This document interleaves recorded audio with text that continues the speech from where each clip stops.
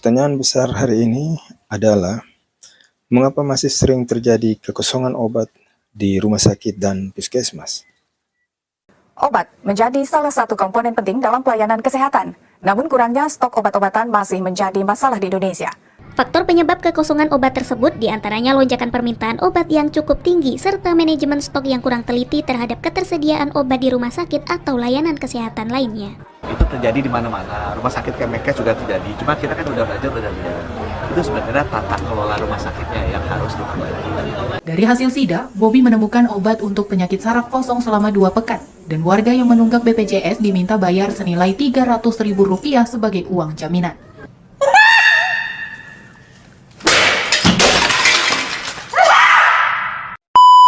Kekosongan obat bisa terjadi pada semua sarana pelayanan kesehatan, di daerah perkotaan, di daerah terpencil, apalagi di daerah terluar.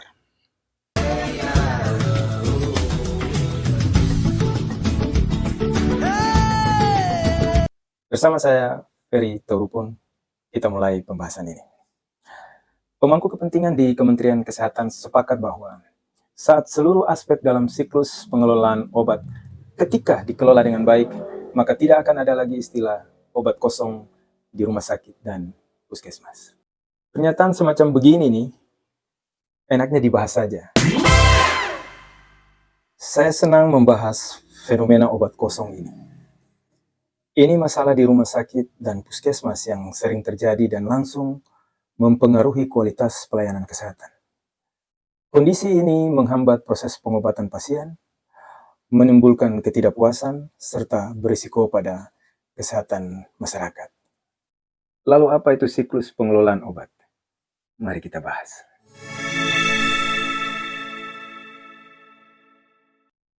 Yang pertama adalah perencanaan kebutuhan obat.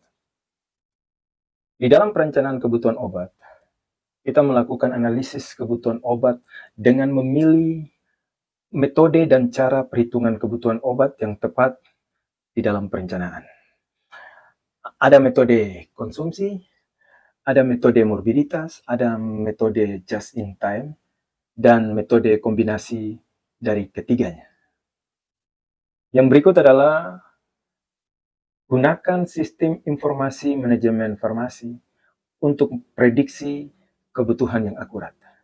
Yang kedua, pengadaan obat. Di dalam pengadaan obat, yang harus dilakukan adalah bagaimana memilih pemasok yang terpercaya dan sesuai regulasi. Yang berikut, prinsip pengadaan harus transparan, efisien, dan berkualitas. Lalu, harus melakukan pengawasan yang ketat terhadap kualitas, keaslian, dan expire date dari obat yang diterima. Yang ketiga di dalam siklus pengelolaan obat adalah penerimaan dan penyimpanan. Yang mesti dilakukan adalah melakukan pemeriksaan fisik dan dokumen obat yang diterima untuk memastikan kesesuaian dengan pesanan. Selanjutnya, yang diperhatikan adalah penyimpanan obat harus sesuai dengan standar suhu, kelembaban, dan keamanan untuk menjaga kualitas obat itu sendiri. Yang keempat, distribusi dan penyaluran. Yang perlu dilakukan adalah distribusi obat ke unit pelayanan atau fasilitas kesehatan harus tepat waktu dan sesuai dengan kebutuhan. Kemudian pengaturan stok minimum dan maksimum di setiap unit untuk menghindari kekurangan atau kelebihan stok. Kemudian penggunaan teknologi barcode dan sistem informasi untuk memudahkan pelacakan distribusi. Kelima, penggunaan obat. Penggunaan obat oleh tenaga kesehatan harus sesuai dengan resep dan protokol terapi. Yang berikut, edukasi kepada pasien dan tenaga medis untuk penggunaan obat yang benar dan aman. Kemudian, lakukan monitoring efek samping dan kepatuhan pasien. Dan yang keenam, pemantauan dan evaluasi. Monitoring stok obat secara berkala untuk mengidentifikasi potensi kekosongan dan kelebihan stok. Kemudian lakukan evaluasi penggunaan obat untuk mengoptimalkan pengadaan dan distribusi berikutnya. Lalu, pelaporan dan analisis data untuk perbaikan berkelanjutan. Lalu apa saja penyebab obat kosong? Ada beberapa faktor penyebab. Yang pertama adalah faktor sistem pengadaan. Di sistem pengadaan ini, biasanya yang terjadi adalah proses lambat, pemasok terbatas, dan anggaran yang terbatas juga. Yang kedua, faktor manajemen stok dan inventaris. Sistem informasi tidak terintegrasi, tidak ada stok minimum, dan pengelolaan yang buruk. Faktor yang ketiga adalah distribusi dan logistik, di mana sering terjadi keterlambatan pengiriman dan distribusi yang tidak merata. Keempat adalah faktor koordinasi dan komunikasi. Komunikasi antar unit seringkali tidak efektif, tidak ada mekanisme feedback yang cepat, dan faktor yang terakhir adalah faktor eksternal dan regulasi. Di dalam faktor ini, perubahan kebijakan secara mendadak sering mempengaruhi. Berikut adalah fluktuasi harga dan ketersediaan di pasar. Dengan perencanaan yang matang, pengadaan yang transparan, penyimpanan yang tepat, distribusi yang efisien, serta pemantauan yang ketat, maka masalah obat kosong dapat dihindari. Hal ini tidak hanya meningkatkan kualitas pelayanan kesehatan, tetapi juga efisiensi dalam pembiayaan. Ternyata, permasalahan kekosongan obat di rumah sakit dan puskesmas bukan hanya persoalan teknis operasional semata, tetapi cerminan dari tantangan kebijakan publik yang kompleks. Dari sudut pandang kebijakan publik, isu ini harus dianalisis secara sistemik, melibatkan berbagai aktor, regulasi, dan mekanisme pengelolaan yang saling terkait. Analisis ini bertujuan untuk mengidentifikasi akar permasalahan kebijakan, hambatan implementasi, serta peluang reformasi kebijakan untuk memastikan ketersediaan obat yang berkelanjutan dan merata. Dalam sharing belajar Health Public Policy, bagaimana perencana dan analis kebijakan di Dinas Kesehatan dan Puskesmas melakukan analisis kebutuhan obat secara sistemis agar pengadaan dan distribusi obat dapat berjalan efektif dan efisien, serta menghindari masalah seperti kekosongan obat. Salah satu kerangka yang dapat digunakan untuk memahami proses ini adalah siklus penyusunan kebijakan publik yang dikemukakan oleh Howlett dan Rames tahun 2003. Kerangka ini membagi proses kebijakan menjadi beberapa tahap yang saling berkesinambungan yang dapat diaplikasikan untuk menganalisis kebutuhan obat secara komprehensif. Ada 5 proses dalam siklus penyusunan kebijakan publik. Yang pertama, agenda setting atau penetapan agenda.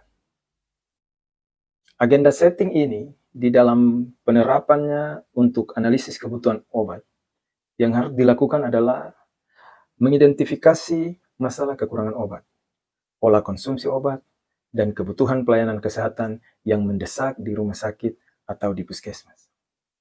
Kemudian, tersedianya data epidemiologi dan laporan stok obat menjadi dasar pengenalan isu kebutuhan obat. Yang kedua adalah formulasi kebijakan.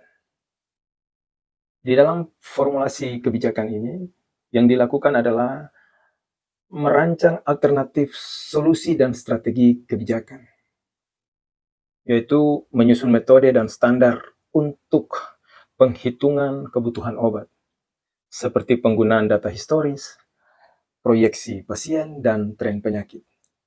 Kemudian melakukan perumusan kebijakan pengadaan obat yang responsif dan adaptif terhadap kebutuhan nyata. Ketiga, adopsi kebijakan.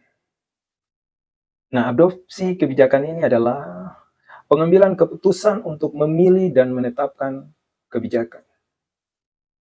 Menetapkan kebijakan pengelolaan kebutuhan obat yang disepakati oleh pemangku kepentingan, termasuk regulasi pengadaan, alokasi anggaran, dan mekanisme distribusi. Yang keempat adalah ketika sudah dilakukan adopsi, maka proses selanjutnya adalah melakukan implementasi kebijakan yang sudah ditetapkan.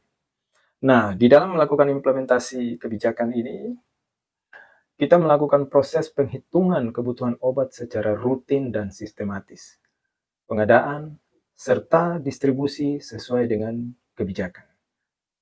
Melibatkan sistem informasi manajemen obat yang terintegrasi untuk monitoring stok dan permintaan. Dan yang terakhir adalah ketika kita sudah melakukan implementasi kebijakan, maka tahap selanjutnya adalah melakukan evaluasi dari kebijakan itu sendiri. Untuk apa? Untuk menilai efektivitas dan dampak kebijakan yang diterapkan. Di dalam melakukan evaluasi, bisa dilakukan secara berkala terhadap kecukupan stok obat, tingkat kekosongan, dan kepuasan pengguna layanan.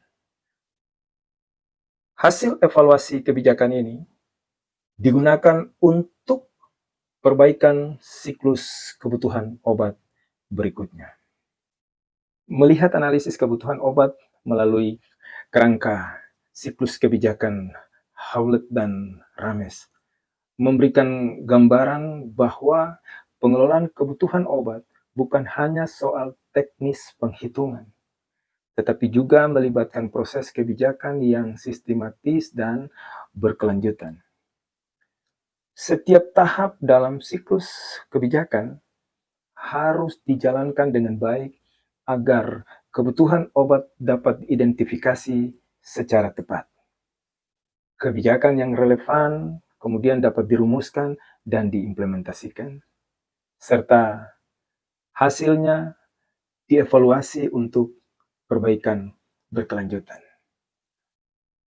Dengan pendekatan ini, diharapkan masalah seperti kekosongan obat dapat diminimalisir karena kebutuhan obat sudah dianalisis dan dikelola secara menyeluruh dalam kerangka kebijakan yang terstruktur.